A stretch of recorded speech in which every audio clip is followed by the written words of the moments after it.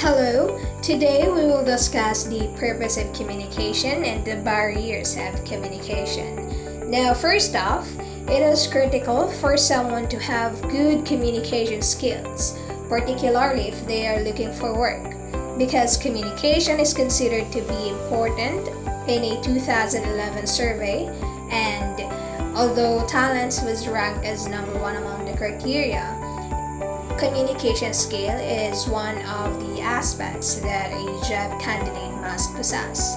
Now, every day, we interact with other individuals in some way.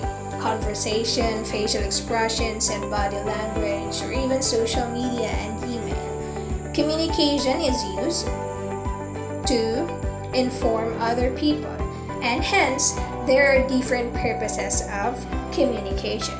These purposes include to express feelings, to inform, to imagine, to influence, and to meet the social expectation. However, there are many barriers to communication, and these barriers can distort communication. Therefore, attention must be paid to overcome these barriers. Number one barrier is dissatisfaction with one's job. Now, if you are dissatisfied with your job or have lost interest in it, you are much less likely to communicate successfully, both giving and receiving.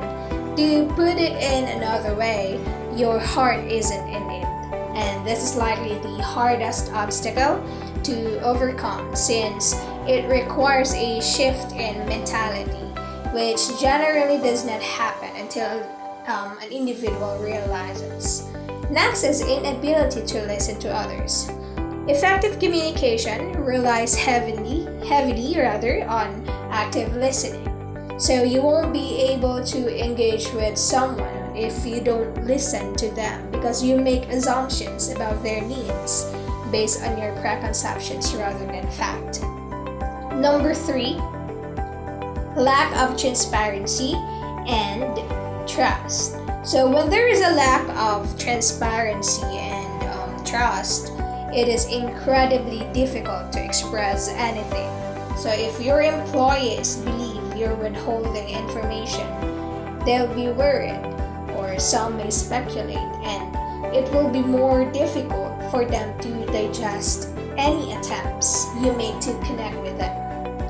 Next, communication style. Of course, everyone has a unique way of communicating, and some people prefer to be straightforward, while others prefer to be more subtle. So, some employ specific information, while others rely on generalization, and so on.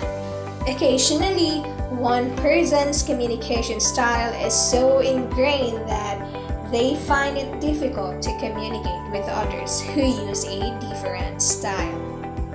Next, conflict in the workplace. Now, conflict arises for a variety of causes, and when it happens, it stops or obstructs good communication. Now, it is not necessary to know the nature of the disagreement.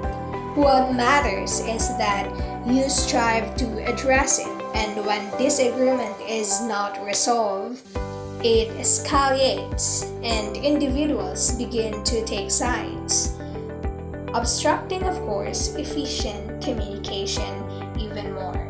And lastly, cultural differences in language. Now, within a country's borders, cultural differences might exist, and when one does not acknowledge them, they risk offending the other person. So, miscommunication happens during an offense or during the offense. Now, because of these barriers, one must know how to use ethical communication. In all types of communication, being truthful or honesty is essential. If a communicator, of course, is detected lying, they will lose their credibility and the audience goodwill, both of which are necessary for persuading people.